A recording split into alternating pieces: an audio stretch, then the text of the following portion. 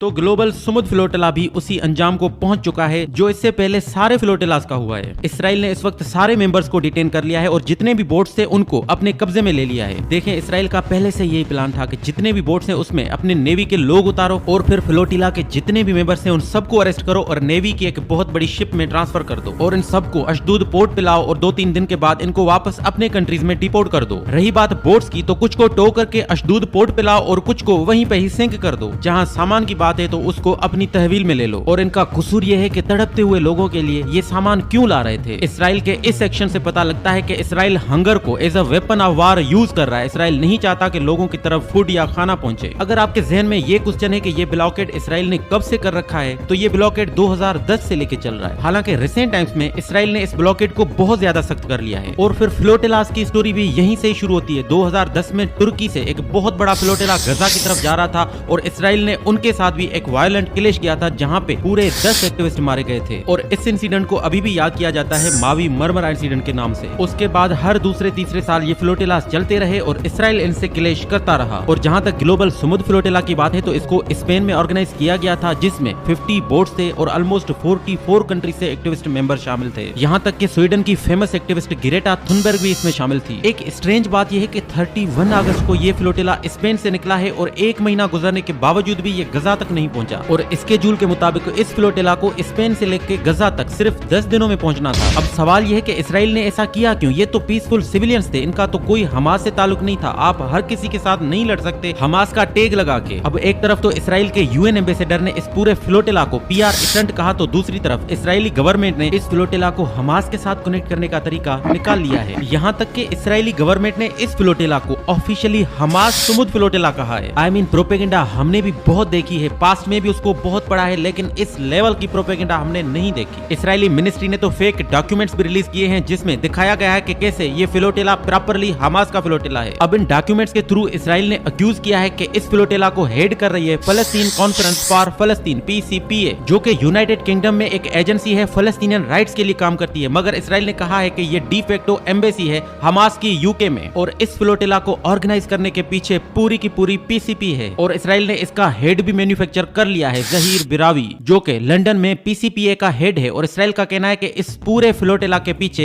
एक ही नाम है और वो है जहीर बिरावी। फिर इन्होंने एक पिक्चर पब्लिश की इस्माइल हानिया की, जो कि पहले प्राइम मिनिस्टर थे गजा के और इनको भी इसराइल ने असासिनेट किया था तेहरान में। इन्होंने दिखाया कि कैसे इस पिक्चर में जहीर बिरावी इस्माइल हानिया के साथ बैठे हैं और इनके हिसाब से ये वो जहीर बिरावी हैं जो इस वक्त हेड कर रहे हैं इस फ्लोटिला को। मकसद ये कि ये फ्लोटिला इनके फेक डॉक्यूमेंट्स के हिसाब से हमास का है, क्योंकि ये